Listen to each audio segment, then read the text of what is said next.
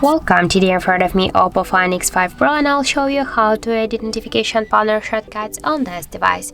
So first you should open the notification panel, and here you can see all of the icons that we can remove, add more icons, or just to change their position.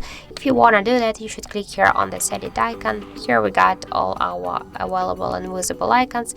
On these icons we can add. Just to do that, you should hold for a while the icon and drag it here to this up section.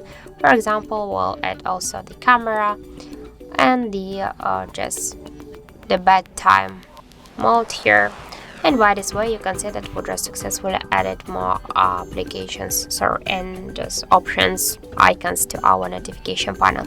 To save the changes, just go back and you will see here all of these new icons.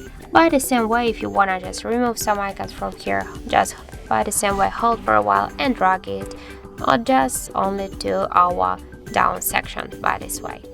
And if you want to change some position of the icons, so just nothing new, you should hold for a while the icon and drag it, for example here.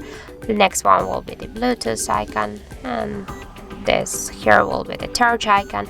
To save the changes, go back, and as can you see, we'll just do this successfully. So that's it, thank you for watching, and if you find this video helpful, don't forget to leave a like, comment and to subscribe our channel.